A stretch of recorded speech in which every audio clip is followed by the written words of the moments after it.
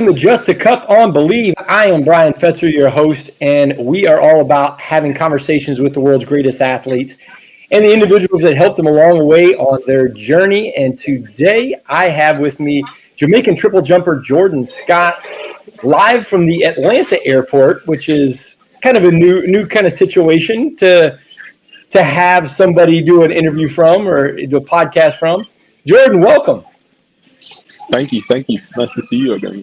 Absolutely. Getting ready, you're in the prime of the competitive season as we kind of progress to Paris 24. Getting an opportunity to go compete down in Jamaica at the Racers Grand Prix. What are you looking forward to as the season kind of ramps up in preparation for the trials? Well, to be honest, I think it's more so just being able to fine tune some of the things we've been working on at practice. I think I'm in a good spot health wise, strength wise, and mentally. I know I'm capable to jump far, so I think it's one of the things where if the little things matter, and if they aren't like all together, it won't necessarily be favorable outcome all the time. So I think once I get that all together, I'll be good to go. Good things will happen. Now you recently gone through a coaching change, which is for professional sports, basketball, baseball, NFL. Guys get traded, they sign free agents all over the place. Track and field is pretty similar. There's a lot of coaching changes, especially when you leave college and head into the professional ranks for various reasons. Kind of what led about the coaching change and how did it kind of come about? I think it was more so just looking for a change of environment. I was down at UVA with Coach Wilson. And while Coach Wilson is a great coach, has brought me to some of my best moments in my track and field career thus far. I think the environment was just not what I was looking for in terms of, everybody else was a little bit more focused on, making it to conference or, making it to nationals and stuff like that. And I had bigger goals. So I felt like I needed to surround myself with individuals who had similar goals, and I was able to find a great group with great training partners that are elite athletes, honestly. So, and I think I'm in a good spot. Who are some of the training partners you got? Where are you based out of now? So I'm based out of Columbia, Maryland. My training partners are Thea Lafon, world indoor champion, Keturah Orji, Imani Oliver, and Aniello, and our coach Aaron Godson. So it's a great group. Two of arguably the best women's triple jumpers in the world right now or ever. So a great group to be in, and everybody has the mindset of making it to the Olympics and doing well at the Olympics. So I think that was the best choice for me. Well, one of the things that I don't think many people have an understanding about, you came to the United States from Jamaica to go to college. And then that transition from college to the professional ranks isn't super easy as an international student being, in the United States. Am I right? It's just challenging. I think if you have a good support system, it could aid in the transition. But in reality, I don't think it's not that easy process. You're packing up, you're leaving your home, leaving all your family, leaving all your friends to come to a completely different place. And dependent on where you go, it could be good or bad. Luckily, I was able I was at UVA where I felt like I was able to make Charlottesville my home. And as a result of that, it wasn't at a ridiculously hard transition for me, but it can be very hard. There's just that difference in culture, something as simple as food, the weather, seeing snow, all that, it's something else, man. So it is hard. So then you graduate from college, and as you go into the pro ranks, it's definitely a harder process because you're coming on a student visa to come to college, and then it's like, hey, you're in the real world, figure it out, right? Yeah. I think that might be the hardest transition. Like the collegiate athlete to professional is hard in general, but it is significantly harder as an international athlete. It's I think I was blessed with the opportunity, to be honest. Like you know, you get done with college, you kind of weigh in your mind, okay, like, do you want to continue? Do you not want to continue? Like, you know, you spend the last five years in college. I mean, you got a degree, you might as well you could put the degree to use, you know, like stuff like that. But I think at the end of the day, like I felt like I had goals I wanted to achieve, and I didn't want it to be a case where 5 years down the line I was looking back and being like, wow, I wish I did this, or you know. So I felt like it was just made sense. And I mean, while the transition is ridiculously hard, because I mean, you go from a student visa, as you said, to a lot of people go to a P1 visa. Some people go straight to a green card, dependent on like your level of athlete. But Right. you transition to you transition to this visa where, for one, it costs a good amount of money, and I mean, you're limited to just track and field. Like, you can't do anything else in terms of earning income. So you know, it's very hard to fend for yourself, especially if you're not sponsored. What is it like, kind of making that transition? I mean, you were the NCAA champ, had great success, and then you're going into a situation where everybody's great, Yeah. right? I mean, and even specifically in Jamaica, triple jump has really kind of elevated tremendously in the last couple of years. And back in the day, there used to be just maybe one guy. Now there's a lot. Yeah, and I think this year alone we have 3 guys over 17 meters. So I mean, I think jumps in Jamaica in general has really taken off. But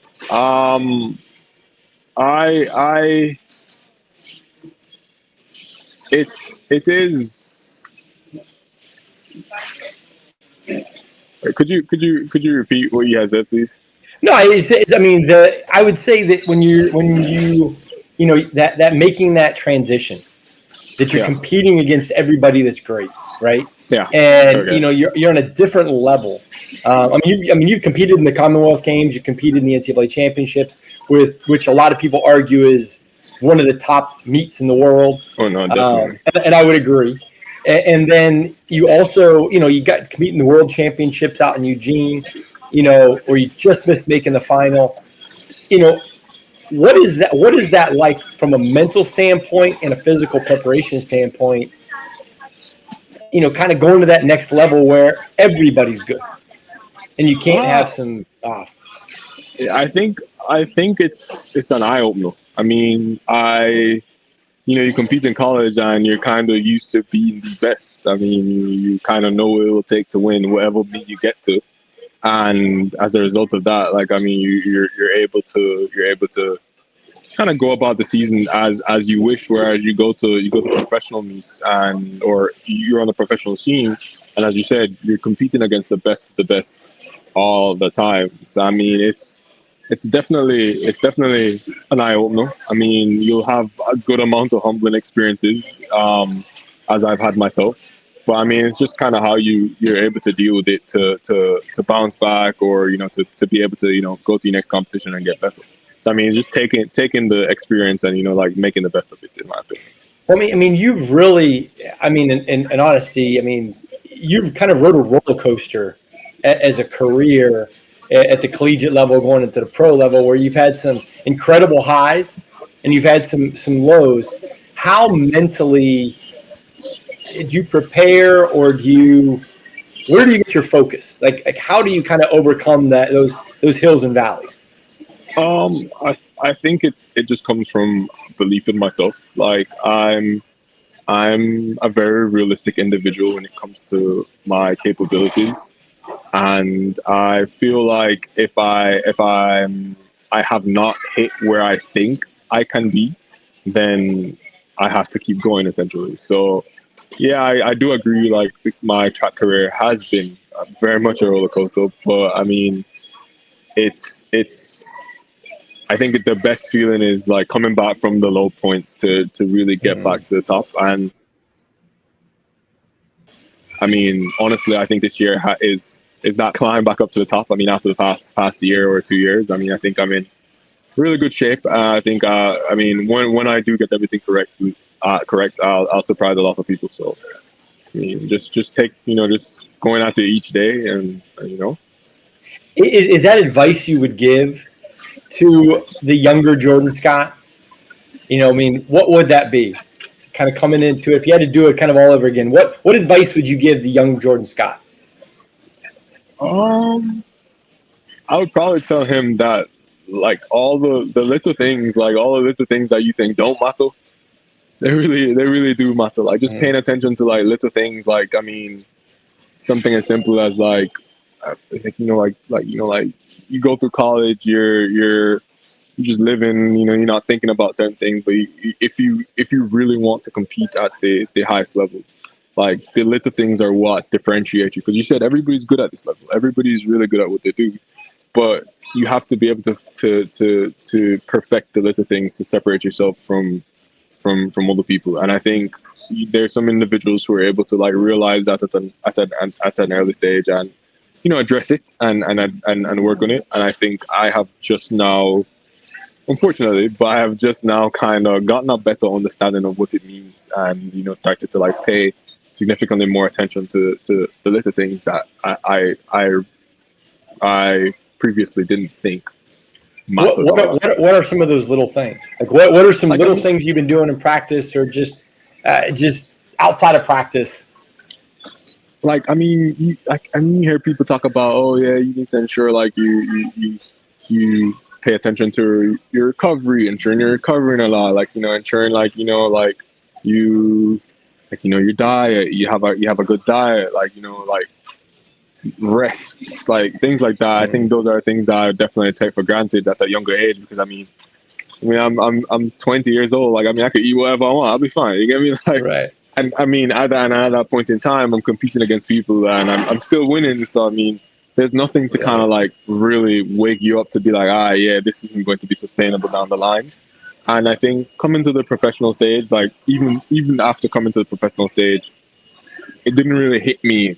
It really didn't hit me until like I go 1 year and it's like I get hurt, hamstring injury, and then I go the next year and I get hurt, hamstring injury, and it's kind of like, okay, like, obviously I'm not doing something correct, so let me take a step back and try and address like the little things. And I mean, it's significantly paid off this year thus far. Like, I've been great in terms of health. I mean, I think like, even to put it into perspective, I think my weight right now is as low as when I just got to UVA. Wow. And I mean, you get me? So I mean, and that's just based on just like just eating, like having a proper diet, ensuring like I'm staying on top of the things that like really matter. So right. What so getting to compete in Jamaica, I mean, Jamaica is one of the meccas of track and field. I mean, the electricity in the stadium is amazing. What's it like competing back in your home country in Jamaica, where track and field is in the upper echelon of importance? I honestly don't think there's anywhere on earth that's better to compete, especially as a Jamaican. Like, I mean, you don't find a set of people who love the sport that much, and they'll come out no matter when, no matter where, to watch it, no matter what level. Like, I mean, it starts at the youngest age all the way up to the senior level. So I think being home to compete is, arguably some of the, those are usually some of my better meets. And it's even better if, I have family, friends, everybody's back there in Jamaica.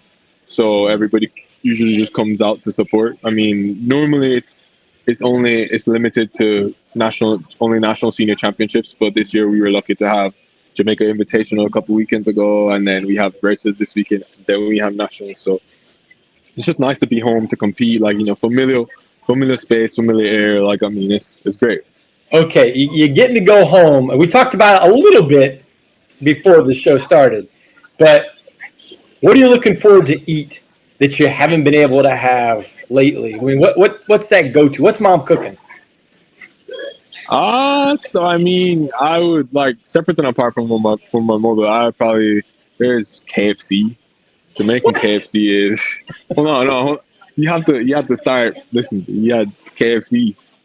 KFC is probably top of the list because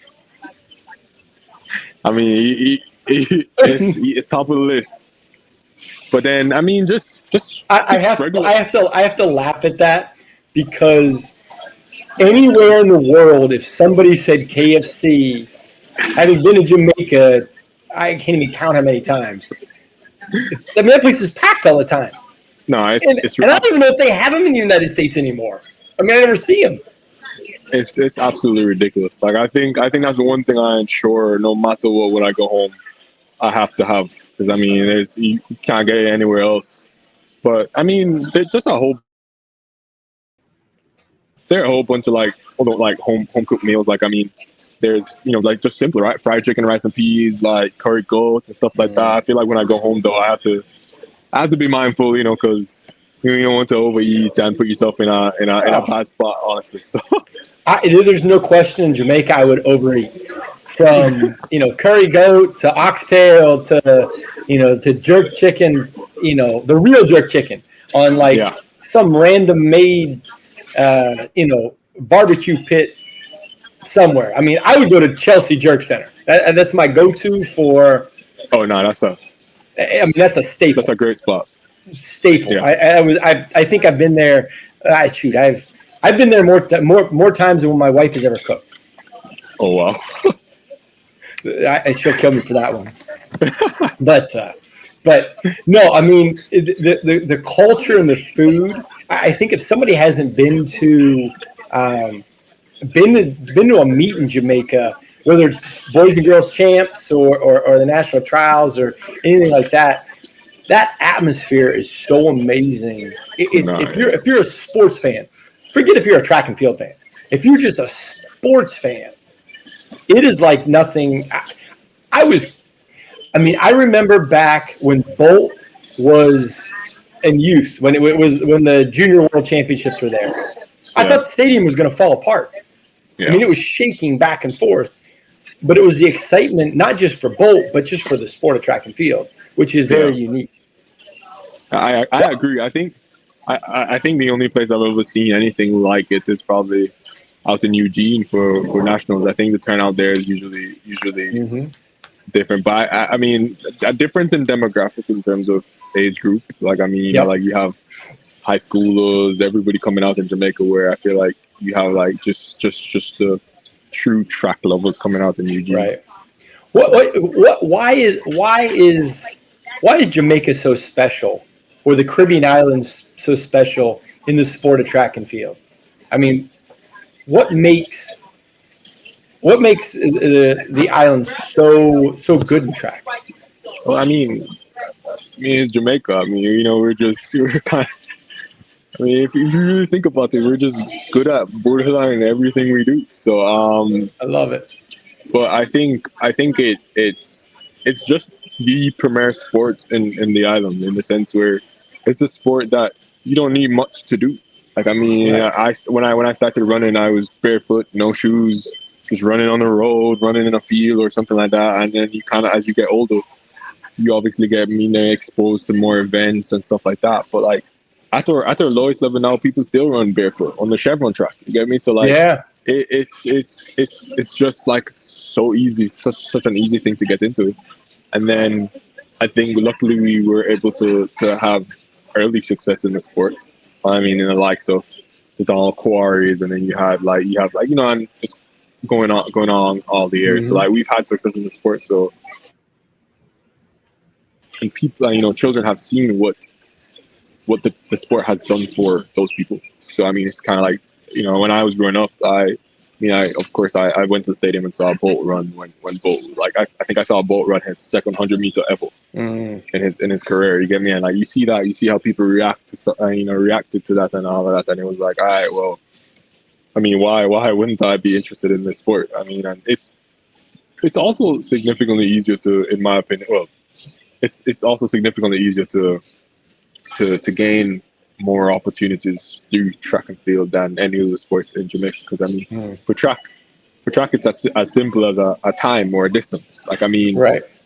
if you run 10-0 in high school, they're about to find you. Like I mean, it don't matter where you are, they're going to find you. Whereas I mean, you know, any other sport, especially a team sport, it's it's how you gel with the team. It's how you know the role you play on the team and stuff like that. And you know, like it's just different metrics of how things are looked at. So how did the triple jump come about? I mean, Jamaica, when most people think Jamaica, they think sprints. How did you kind of, go into the triple jump? I mean, because the triple jump one is an extremely demanding event on your body. I mean, it is not an easy thing. But I mean, how did that kind of come about? How did you kind of choose? How did you choose it, or did it choose you? I think it more so a little bit of both. I think I had tried every other thing, and I wasn't all that good at it. So, I tried running, and then I mean, I was fast, but I mean, you're talking about Jamaica, so obviously, like, there are people faster than you. I tried high jump, I tried long jump. I tried borderline everything, and literally one day at my high school, we had some triple jumpers who were a couple of years above. Well, when I just got to high school, we had a triple jumper by the name of Damon McLean. We call him Daffy. He went to Princeton. Yep. So he was really good in high school.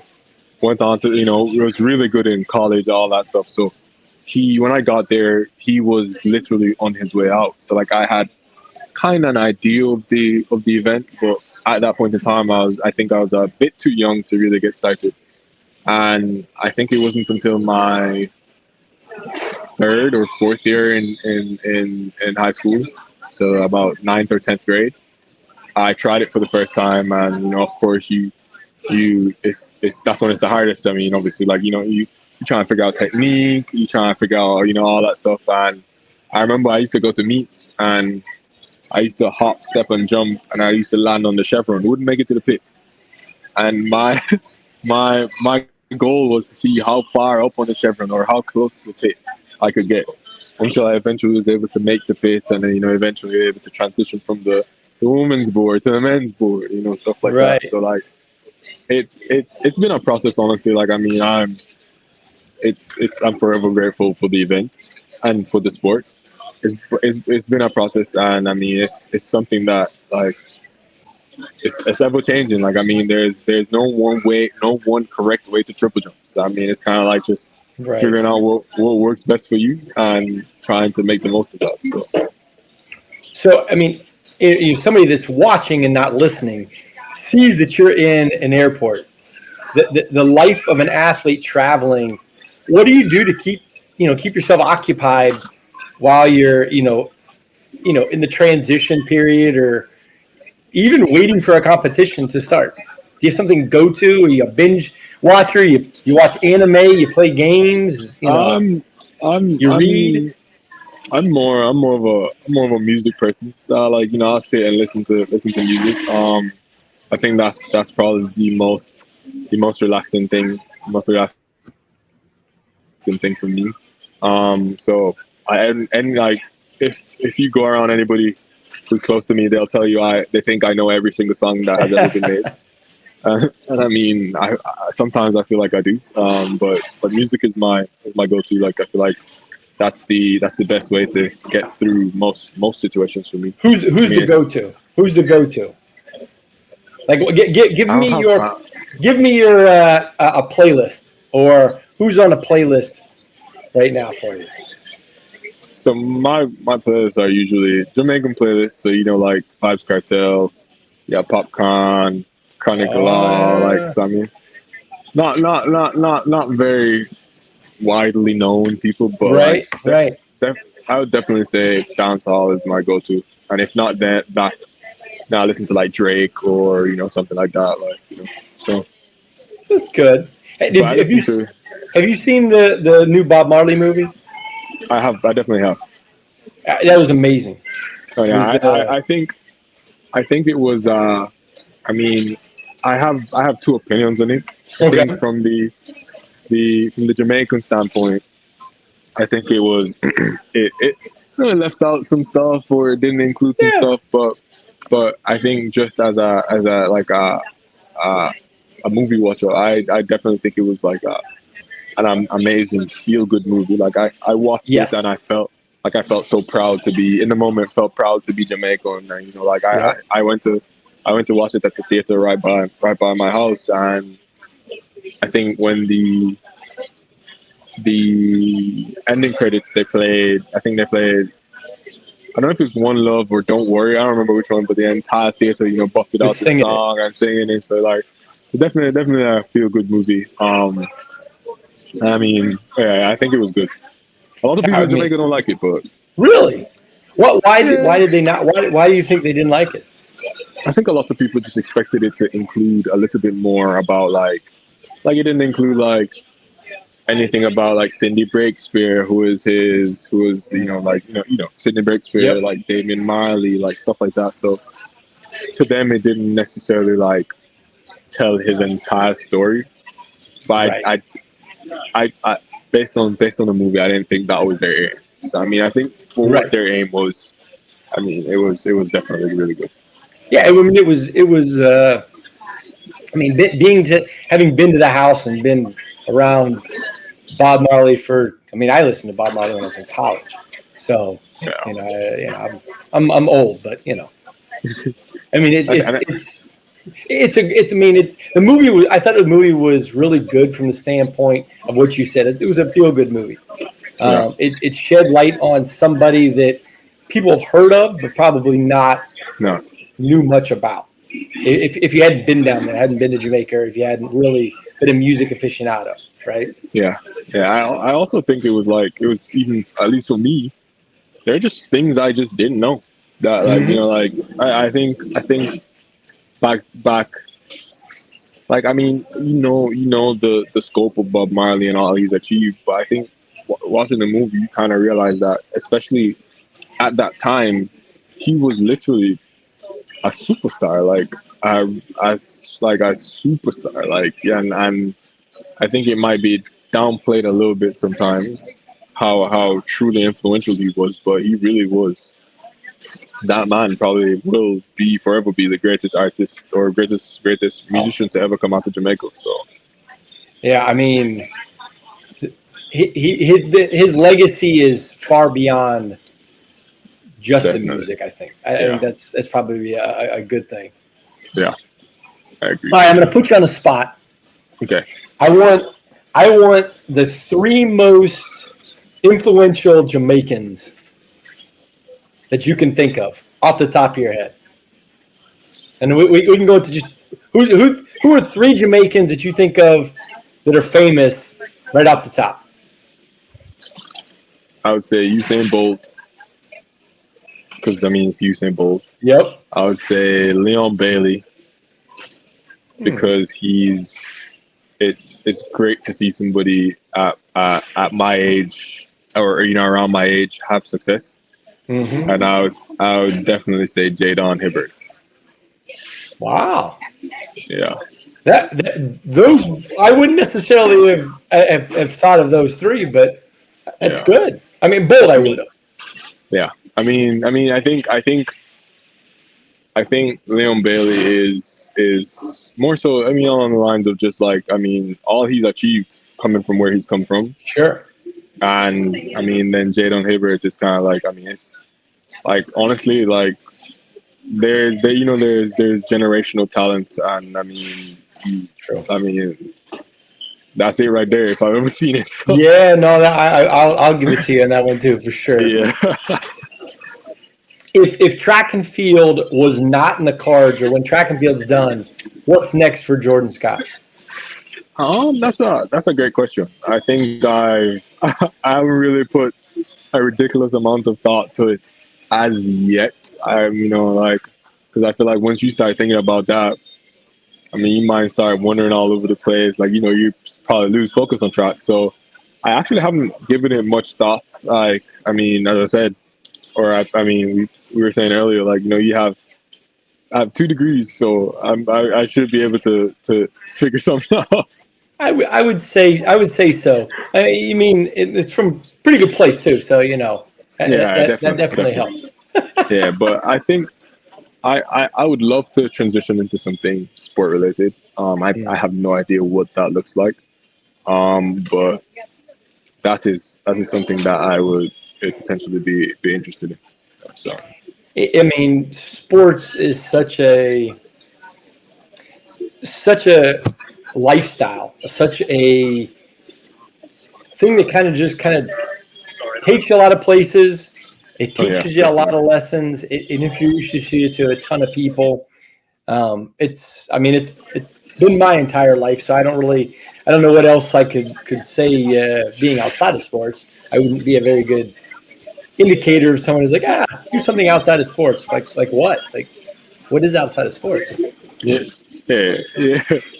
I think it's like, oftentimes people say, you should get into a field you love, so your work doesn't feel like work per se. Absolutely. And I think sports is like one of the few things that I've very much enjoyed that I could see myself doing. I mean, I don't know in what capacity as yet, but I mean, I think that will come with time. Like, I mean, maybe president of the J3A. I mean, I'll definitely run for it. I mean, I think I have the qualifications on paper. So I mean, who knows? Yeah, no, I'll tell you what, it's amazing. It's been great to catch up with you and get to hear about the journey and what's next. Exciting. I think you're going to have a great season as you prepare for the trials and then also for Paris. So yeah, definitely. We appreciate having you on Just a Cup. Thank you so much for having me. You've been listening to Just a Cup on Bleav. You can get it every team, every topic, everywhere. Make sure you subscribe, like, and give us comments about the show. You can get it on Apple, Spotify, and now on YouTube, and also on Bleav.com. For Bryan Fetzer, have a great one, and God bless.